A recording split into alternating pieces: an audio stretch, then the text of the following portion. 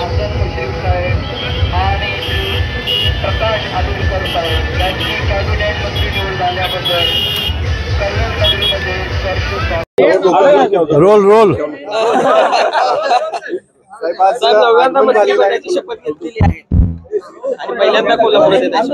परवाच 15 तारखेला झालेल्या महाराष्ट्र राज्याच्या मंत्रिमंडळ विस्तारामध्ये मला मंत्रिपदाची शपथ घेण्याची संधी मिळाली आणि मला माझ्या मतदारसंघातील मतदारांनी आणि विशेषतः महालक्ष्मी छत्रपती शाहू फुले आंबेडकर यांच्या आशीर्वादानं पुन्हा एकदा संधी मला मिळालेली आहे।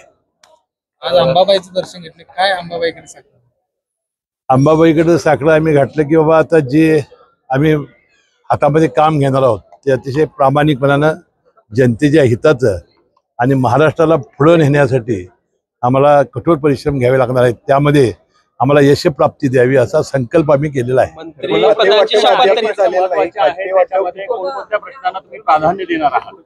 आता कोल्हापूरचे प्रलंबित सगळे प्रश्न की जे प्रश्नासाठी आपण अनेक दिवस संघर्ष करत आलेलो आहोत त्या सगळ्याच प्रश्नांना आपण हात घालू आणि अतिशय यशस्वीपणानं आता एक चांगलं बहुमत आपल्या सरकारच्या मागे आहे आणि यशस्वीपणानं आम्ही ते पार पाडू आणि कोल्हापूर जिल्ह्यात 2 आता आम्ही मंत्री झालेलो आहोत, प्रकाश आंबेडकर साहेब आणि आम्ही निश्चितपणाने जिल्ह्याला चांगला न्याय देऊ आणि सर्वसामान्य आणि गोरगरीब यांचा जो विश्वास आहे तो तसुबरी ठरणार नाही अशा प्रकारचं अधिवेशन संपलं तरी खाते वाटप अद्याप झालेलं नाही, विरोधकांकडून टीका होते। ठीक आहे, खाते वाटप होईल लवकरात लवकर तिघे नेते मंडळी बसतील आणि लवकरात लवकर करतील। तुम्ही काय शेवटचा दिवस केलेली आहे? गेल्या वेळी 2 खाती जी आहेत ती आपल्याकडे मिळाली होती ती पुन्हा या ठिकाणी मिळावी। मी जे काय बोलायचं ते आमचे नेते उपमुख्यमंत्री अजितदादा पवार यांच्याकडे बोललेलं आहे। भुजबळ साहेबांची नाराजी दूर झालेली आहे, निश्चितपणानं आम्ही ती नाराजी दूर करू, त्यांची समजूत काढू। ते आमचे ज्येष्ठ नेते आहेत। तुमच्या काळात अनेक प्रकल्प तुम्ही आणले होते, मंजूर केले होते। सीपीआर सरकार रुग्णालयाचा स्थलांतराचा प्रश्न आहे, हे आता प्रकल्प आहे ते पूर्णत्वात जातील का?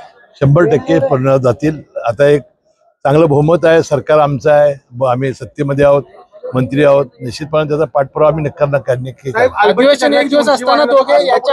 आता माझी आणि प्रकाश आंबेडकर साहेब आम्ही येताना इमानातनं चर्चा हीच केली की आलमट्टीबाबत आम्ही मुख्यमंत्र्यांना भेटू आणि कर्नाटकच्या मुख्यमंत्र्यांना हे कसं होणार नाही याबद्दल आम्ही तात्काळ प्रयत्न करू आणि हे जर शक्य झालं नाही तर आपल्या देशाचे पंतप्रधान आणि गृहमंत्री अमित शहाला भेटून तात्काळ बैठक घेण्याची सुद्धा आम्ही प्रयत्न करू। काळमवाडी धरणाची देखील गळती वाढलेली आहे, आज देखील पाणी आलं नाही कोल्हापूर शहरामध्ये बरेच भागामध्ये। नाही, आता या सगळ्या प्रश्नांनी आज आलेलो आहोत।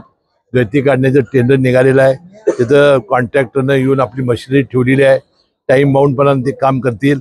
मला वाटतं आम्ही आता आज तरी आलेलो आहे तर आम्हाला वेळ तरी द्या, उत्साहित करण्यासाठी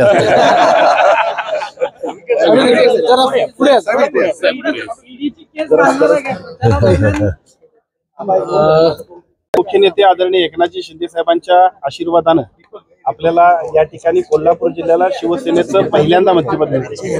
विशेषतः या मुख्य नेते आदरणीय एकनाथजी शिंदे साहेबांच्या आशीर्वादानं आपल्याला या ठिकाणी कोल्हापूर जिल्ह्याला शिवसेनेचं पहिल्यांदा मंत्रिपद मिळते।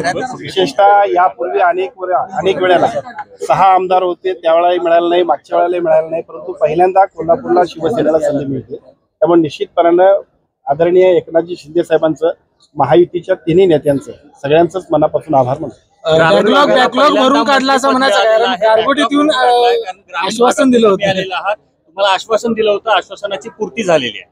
निश्चितपणानं अतिशय चांगल्या पद्धतीनं संधी दिलेली आहे, त्या संधीचं सोनं करून कोल्हापूर जिल्ह्याच्या विकासामध्ये जेवढं योगदान देता येईल तेवढं देण्याचा प्रयत्न अत्यंत जबाबदारीने आपण करू। शिवसेना यापूर्वी देखील पालिकेला या ठिकाणी कोल्हापूर पालिकेला राहिला होता, मात्र त्या ठिकाणी मंत्रिपद कधीच मिळालं नाही। मात्र ही जी पहिल्यांदाच शिंदे यांनी मंत्रिपद या ठिकाणी शिवसेनेला दिली, जी चूक ठाकरेंनी केली होती ती या ठिकाणी सुधारण्याचा प्रयत्न केला असं वाटतं।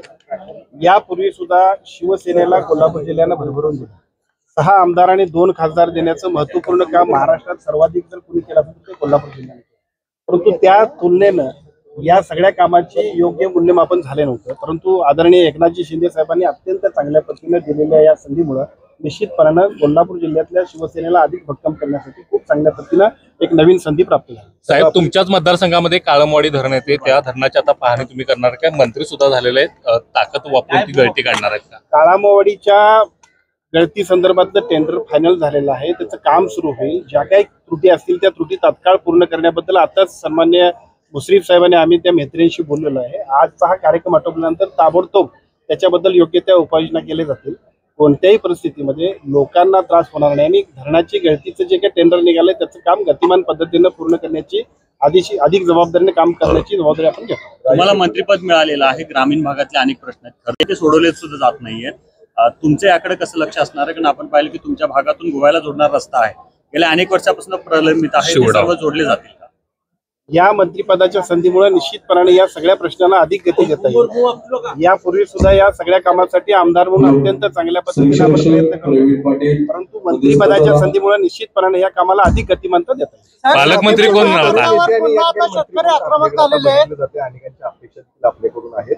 मंत्री म्हणून कोल्हापूर जिल्ह्यासाठी आता नवीन एखादा प्रोजेक्ट आणायचा असेल डोक्यात, तो नेमका आता काय असणार आहे तुमचं विजन? आता आदरणीय मुश्रीफ साहेबांनी जे सांगितलं, आजच आम्ही अंबाबाईला नमस्कार करायला आलोय. यानंतर कोल्हापूरच्या विकासासाठी अत्यंत नियोजनबद्ध पद्धतीने जे काम करायला पाहिजे ते करण्याचा आपण सर्वांना घेऊन काम केलं. पालकमंत्री पदाचा काय इंटरेस्ट? पक्षाचे तिन्ही नेते आहेत, ते मिळून त्यांनी ठरवतील. अत्यंत चांगल्या पद्धतीने निर्णय घेतले. शक्तीपीठ महामार्गाचं जसं म्हटलं तसं तो एक मुद्दा फडणवीस यांनी त्या ठिकाणी मांडला होता. पहिल्याच पत्रकार परिषदेत सांगलीपर्यंत विरोध जो आहे तो नाही आहे, मात्र कोल्हापूरमध्ये विरोध नाही, आहे. आम्ही त्याचं नोटिफिकेशन रद्द झालेलं आहे.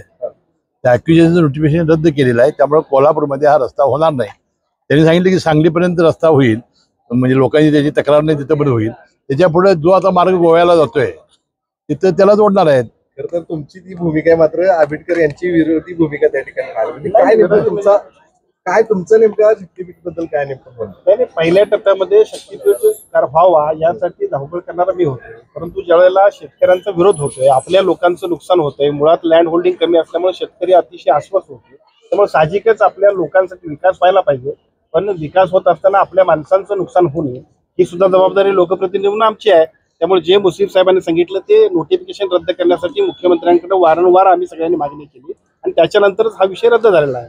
आता गोकुळमध्ये सत्तांतर होणार का? कारण धनंजय माडिक यांनी म्हटलेलं की गोकुळमध्ये सुद्धा आम्ही सत्तांतर करू.